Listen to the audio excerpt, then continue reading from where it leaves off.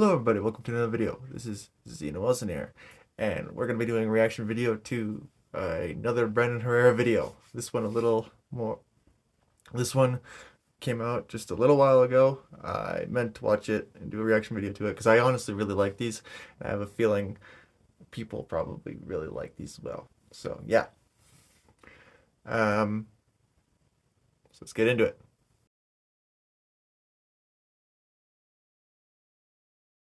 What the heck just happened there? An assassination of a certain someone, a CEO killer. On December 4th, 2024, our alleged shooter, Luigi Mangione, laid in wait in the streets of New York City to eventually shoot and kill CEO of United Healthcare, Brian Thompson, in cold blood. A premeditated, pre-planned, targeted attack. This is one of the most interesting assassinations in recent history, in my opinion, mostly due to the public reaction. There was an immediate outpouring of support and condemnation from both sides, seeming to cross party lines entirely, but garnering an uncharacteristic amount of support from both the right and the left. But my expertise is not in social sciences. My expertise is in the firearm space. And in this particular case, there was so much bad information spread not only by individuals. It's funny he says that because if I'm remembering correctly, he did actually run for office, a certain part of office, not like president of the United States, but like a smaller bit of it.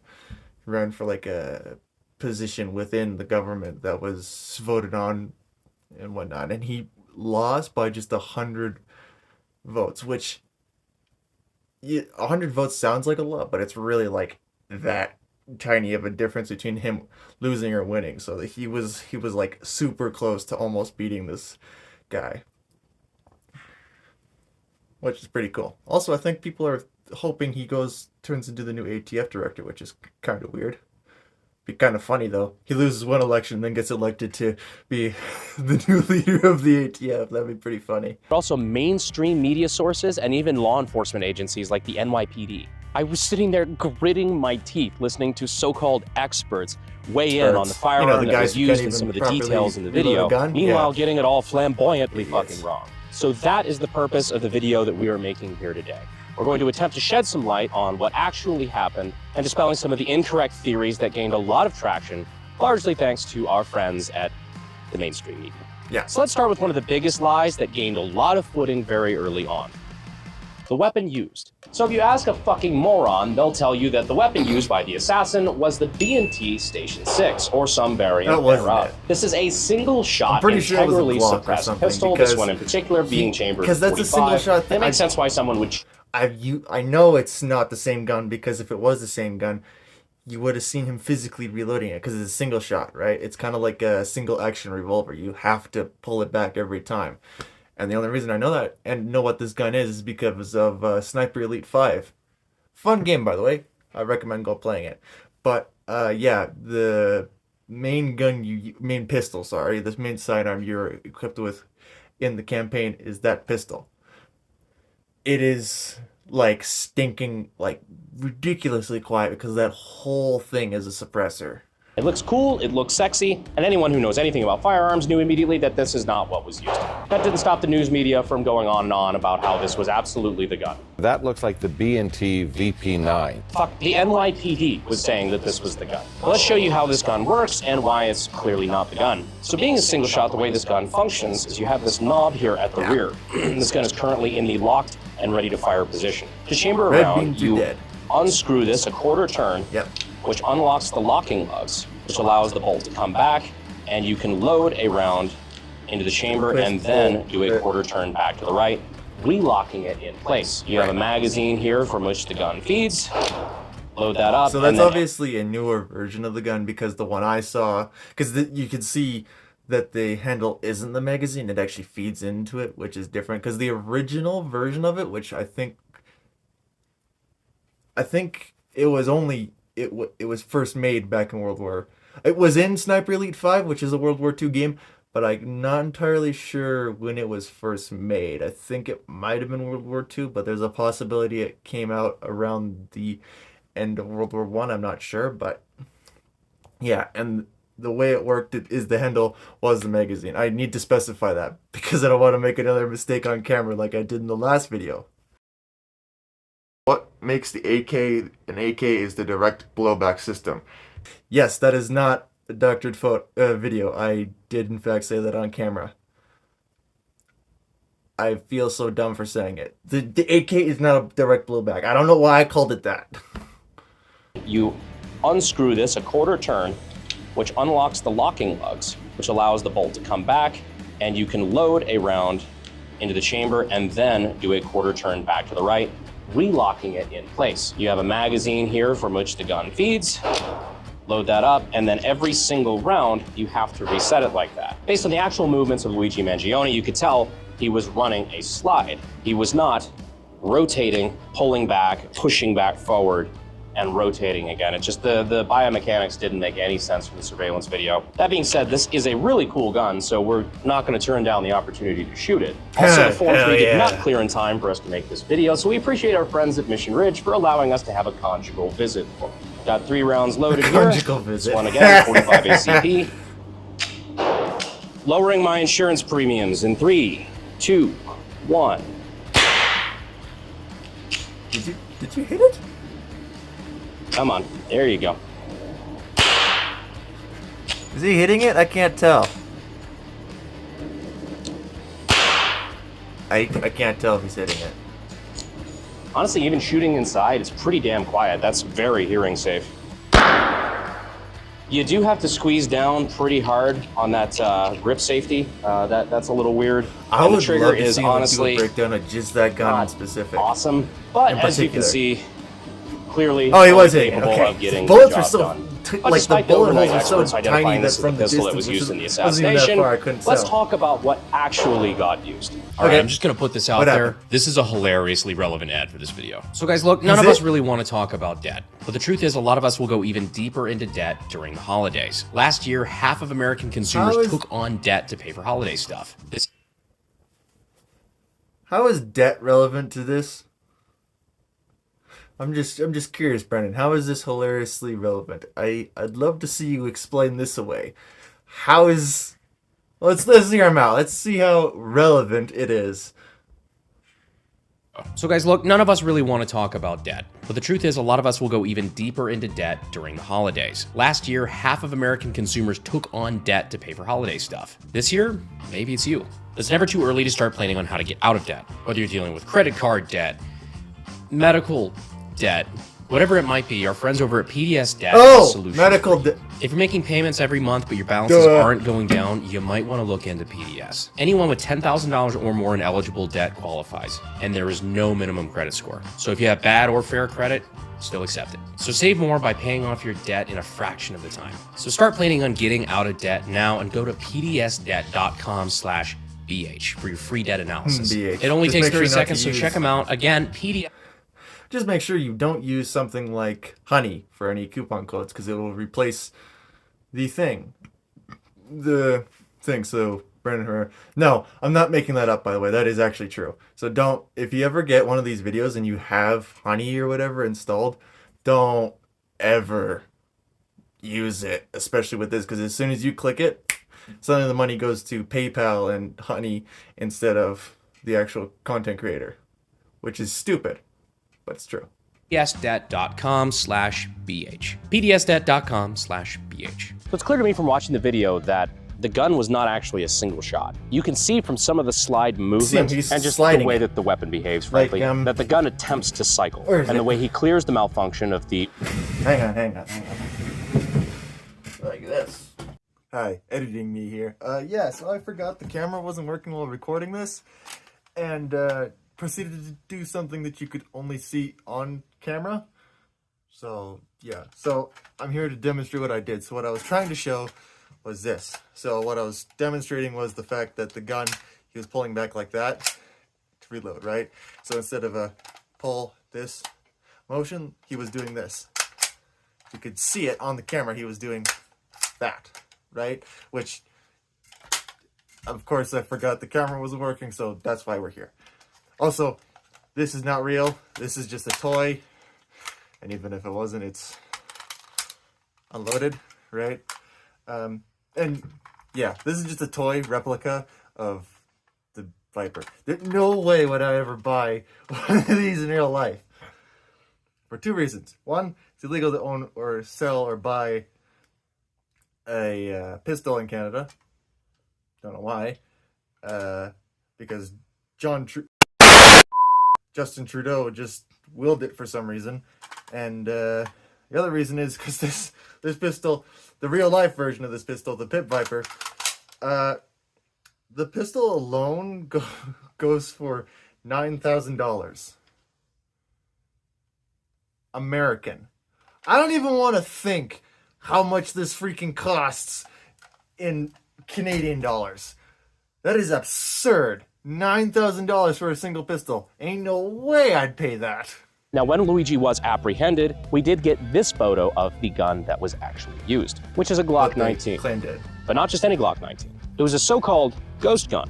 God, I hate that term. Anyway, what it actually is it is a Glock 19 upper on a printed frame. This exact model, actually. This was based on the FMDA 19.2 Chairman Juan remix. While that may sound like a dubstep track, what it actually is the model this frame was based on, including the built-in stippling, which you see in the photo as well. Now, the slide is a little bit more Gucci than his. This is actually just one I pulled off from my Danger Close Armament Glock. But it's the only Gen 3 Glock slide I had that would work with this particular print model. It also features this threaded barrel. This is for use of the also printed suppressor that he used. Now, there are no photos currently circulating of the can itself, but we're pretty sure it's between one of two. This one here we're using is the Event 9. The other is the Playboy, or PLA Boy, FTN3, I believe, which would require a carbon fiber wrap. There's some debate on which one that was used. We just have this one because it is easier. But of any of the popular printed cans currently, I think those fit the profile best. Now, both of them we've since used, but either demonstration or purpose. Either way, the results should be fairly similar between the two of them, so that part doesn't really matter too much. So now what we're gonna do, and just showing here, just for safety reasons, I'm gonna thread on this spacer, which allows us to then thread on our suppressor. And now, that is a we're going to big test ass that. suppressor. So what we're going to do here is recreate the malfunction that Luigi seemed to experience every round, and then talk about exactly why that is. Now, printing technology, when it comes to firearms especially, has come a long way over the last few years. Unfortunately, it's kind of hard to figure that out, especially on YouTube, because their guidelines are so strict. It is an immediate age restriction, possibly a removal and a strike, to give instructions on how to 3D print, let's say, a suppressor or a frame or anything like that. Do not pass go, do not collect $200. They fuck. That is super dumb, okay? Because people can do this regardless and just look up, like, YouTube, the more dumb restrictions you add like that, the harder it is for these people who actually make normal videos. And let's be honest, there are lots of people who post stuff on here like that just because they can. They're not even trying it for money. So even if you age restrict it or whatever, they'll still post it. They don't care. So I don't see what these do nothing. These guidelines do nothing. Including it in this video for two reasons. One, I find it important for public interest just to demonstrate the actual tools that were used in this incident. Two, YouTube's policy actually specifically states homemade. Nothing you're seeing before you is actually homemade in any capacity. I'm a federally licensed 0702 manufacturer's FFL. We manufacture firearms all the time. It is perfectly legal. Everything you're seeing in front of you was made by a licensed firearm manufacturer and is actually serialized and marked accordingly. Cool. Legally speaking, and in accordance to YouTube guidelines, nothing you see here is any different than shooting a factory-made Glock. So YouTube, by the letter of the law, we are compliant with your guidelines, in your own words. Now, if somebody in your company doesn't like that, they're gonna have to change the rules. Which you love to do at random points in time, just to be a dick. Without notice. Fucking over creators. Again. Anyhow, let's shoot it. Test firing. 3, 2, 1. Actually, really not bad. The loudest part of that by far was hitting the steel. That was really quiet, actually. Honestly, that really wasn't bad. Even though we were pro, that's actually pretty decent especially for a 3D printed can. But, real moment of truth. That is our empty shell casing that didn't eject. The reason for that is that this gun requires something that this suppressor does not have, which is a Nielsen device. This next part's for all you Metal Gear Solid fans. This is the HK Mark 23. Definitely one of my favorite genders. German-made 45 handgun. One of my the suppressor we favorite. have for today is the rugged Obsidian 45. Great pistol can, and it includes what is known as a Nielsen device, which is particularly useful for shooting suppressed handguns and actually having them cycle. So I take this out the back, and so just behind our end cap we have a spring and a booster, both of which are incredibly dirty. Now what this does, instead of just direct threading on a tube that has baffles inside of it to the end of your gun, this gives it a little bit of extra oomph for some recoil-operated pistols to actually be able to function. Really not much more to it than that. Literally everything else is just, again, tube with baffles. But you pop this sucker in, thread that on over the top, and then now, when we actually thread it onto our pistol, like so, again for safety, showing unloaded, you can see that when it fires, you've got movement on the can, which allows us to be able to fire a suppressed handgun and allow it to cycle. Oh. So, okay. So this is what I'm... A lot of the so-called experts were saying that the reason why Luigi's pistol was jamming was because he was using subsonic ammo, because he was some sort of professional. What we're using here in this... That's not how subsonic ammo works! What we're using here in this pistol is subsonic 45 ACP. As you can see, no issues whatsoever. Even Actually, that was quieter, a lot quieter. Still cycles just fine.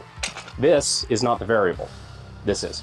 But just to be thorough, let's take our Assassination GAT back out and load it up with a supersonic, really standard velocity 9mm full metal jacket. And verify that this does not cycle either. And you see the slide was back just a little bit there and then slid back forward. Very much like the video. And there's the shell. We have our empty fired casing that did not eject. So even with supersonic ammo, gun still doesn't cycle. So if you're trying to be stealthy, might as well use subs. So now that we're pretty sure we know the tools that were used, the only thing left is to put it to the test. Well, it even has the... Let's try to recreate it. Let's see how...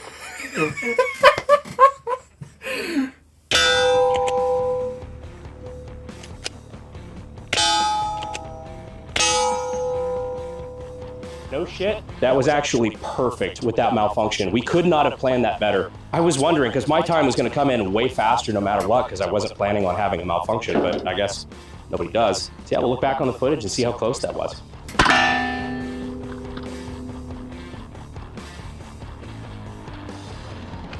Yeah, that was pretty spot on. They even have the...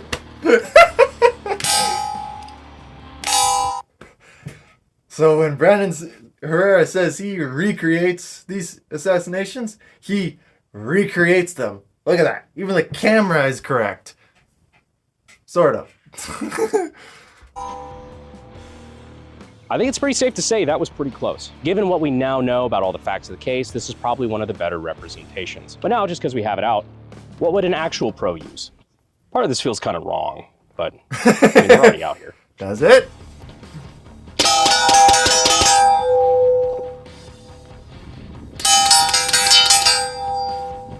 As you can see, the entire demeanor of that was much less awkward. However, I mean, the outcome was the same, so who am I?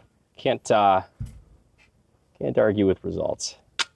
Whatever it might be, this 50-year-old man is now deceased. Now, people have been using the fact that it was a printed gun and printed suppressor to start spreading more fear-mongering about ghost guns. Yeah, 3D ghost printing in guns, general. zombie guns, whatever Why the isn't this freaking stuff term is regulated? now that In they Luigi come up with. Mangione's own words, all this took was, quote, basic CAD.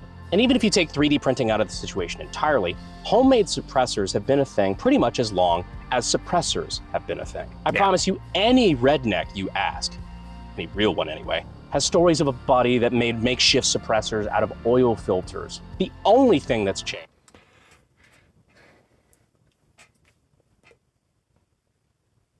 I may or may not know a certain someone who put an oil can, like just one of those little oil cans, on the end of his gun, and he may or may not have used it as a suppressor. It only works once, by the way. It only works for like a single shot, right?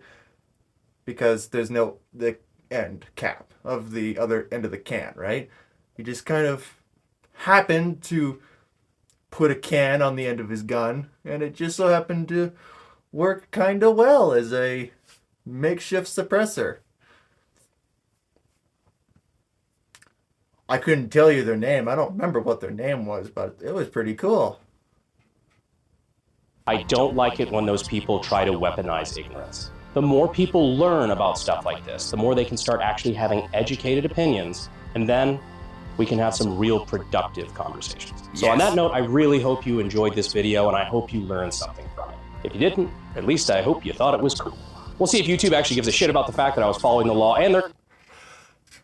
I not only learned something really cool, I also just thought the video was cool. I already gave it a thumbs up. I do that with most of the videos right before I watch them. Yeah. So if you guys would like to see more videos about, or of me reacting to Brandon O'Hara videos, whether they be assassination ones or like guns or whatever, like gun reviews or whatever he does, I would comment down below, leave a like, whatever, you know. Just let me know if you guys want more of this stuff. Anyway, hope you guys did enjoy. I'll see you in the next video. Remember to go check out the Wattpad and the Twitch and the Discord. All links below. Same with the link to the original video. Anyway, hope you guys did enjoy. I'll see you in the next video. Bye-bye.